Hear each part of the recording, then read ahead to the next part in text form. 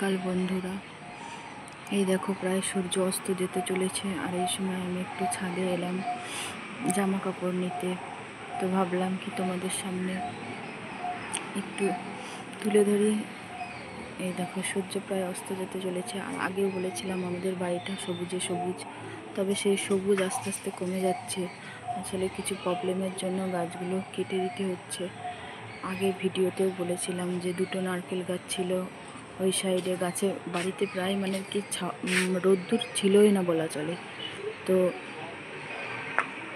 নারকেল গাছ দুটো কাটা যাওয়ার পর অল্প অল্প রোদ্দুর পড়তো। তারপরে আবার আস্তে আস্তে এই যে আম গাছটাও কেটে দিতে হলো। এই জায়গাটা পুরো সবুজে সবুজ হয়েছিল, এখন পুরো ফাঁকা ফাঁকা লাগছে। তোমরা যতটা না বুঝতে পারবে আমরা সেটা ভালো করে ফিল করতে পারবো, কেননা বাড়িটা তো প্রচুর পরিমাণে গাছপালায় ভরা ছিল। যদিও মানে আমাদের মনে হতো যে অন্ধকার অন্ধকার ছাওয়া ছাওয়া, কিন্তু সবুজ তো সত্যিই ভালো লাগে, আর গাছপালা থাকা তো ভালো। তো দেখো এই যে গাছটা এখনও মানে পুরোটাই করা হয়নি, কাটা হয়নি, বাকি রয়েছে। কিছু প্রবলেমের জন্য কাটতে হচ্ছে। আর এই গাছটা কেন কাটা হলো হঠাৎ করে সেটা তোমরা পরে জানতে পারবে, দেখতে পাবে। তো এখন বলবো না। এই দেখো প্রায় সূর্য অস্ত যাচ্ছে, খুব সুন্দর লাগে এই দৃশ্যগুলো, গাছের ফাঁক দিয়ে একটু একটু দেখা যাচ্ছে।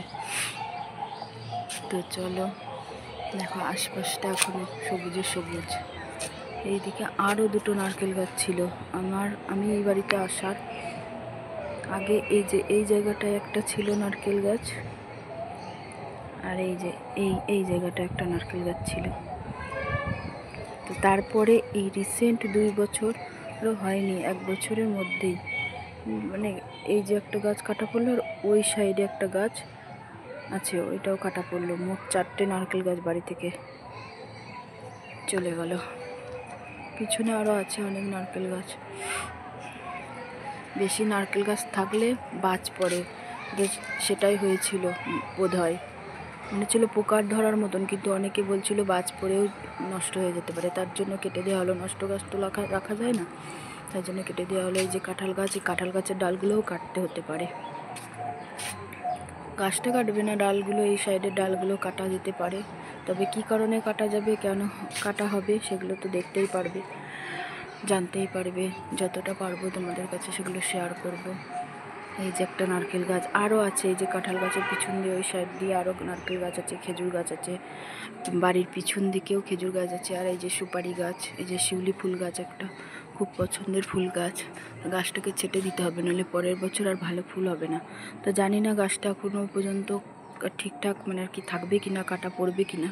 তো চলো দেখা যাক কী কারণে কাটি, কেন মানে কি কেটে দিতে হচ্ছে, সেগুলো তোমরা দেখতে পাবে পরের ভিডিওতে। তো চলো আজকে এই পর্যন্তই। Tata, bye bye. সবাই ভালো থেকো। বড়দের প্রণাম, ছোটদের অনেক অনেক ভালোবাসা। আর আজকে মকর সংক্রান্তিতে অনেক অনেক শুভেচ্ছা ও ভালোবাসা নেবে সবাই। তো চলো।